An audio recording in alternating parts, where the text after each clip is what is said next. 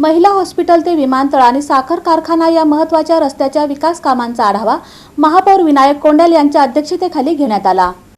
महिला हॉस्पिटल, विमानतळ, साखर कारखाना या महत्त्वाच्या रस्त्याच्या विकास कामाचा आढावा महापौर विनायक कोंडल यांच्या अध्यक्षतेखाली घेण्यात आला। रस्ता पूर्ण झाल्यानंतर भविष्यात पुन्हा खोदकामाची वेळ येऊ नये यासाठी पाणी पुरवठा, ड्रेनेज, स्टॉर्म वॉटर ड्रेन, वीज वाहिन्या व इतर भूमिगत सुविधांची कामे सर्व विभागांनी समन्वयाने पूर्ण करावीत, असे निर्देश महापौरांनी दिले। बैठकीत उपमहापौर ज्ञानेश्वरी देवकर, सभागृह नेते नरेंद्र काळे, महापालिका आयुक्त डॉक्टर सचिन ओंबासे, अतिरिक्त आयुक्त संदीप कारंजे, MIDCचे कार्यकारी अभियंता उमेश झगडे, उपायुक्त गिरीश पंडित, नगरसेवक सात्विक बडवे, शिवाजी वाघमोडे, वैभव हत्तुरे, दीपक जमादार, जयकुमार माने, अझर हुंडेकरी, असरुद्दीन जहागीरदार, नगरसेविका संगीता जाधव, आनिसा मोगल, सफिया चौधरी तसेच प्रवीण जोशी, सय्यद पीरजादे, व्यंकटेश चौबे, नीलकंठ मठपती, राजेश परदेशी आणि महादेव इंगळे उपस्थित होते। महिला हॉस्पिटल ते साखर कारखाना मार्गावरील ड्रेनेज लाईन, 500 मिलीमीटर मुख्य जलवाहिनी, टॉर्म वॉटर ड्रेनेज, चौकांचे नियोजन आणि वाढती वाहतूक लक्षात घेऊन आवश्यक सुधारणा करण्याबाबत चर्चा झाली। हा रस्ता नागरिकाभिमुख, सुरक्षित आणि दीर्घकाळ टिकणारा दर्जेदार व्हावा यासाठी सर्व संबंधित विभागांनी वेळबद्ध नियोजन करून काम पूर्ण करण्याच्या सूचना महापौर विनायक कोंडल यांनी दिल्या।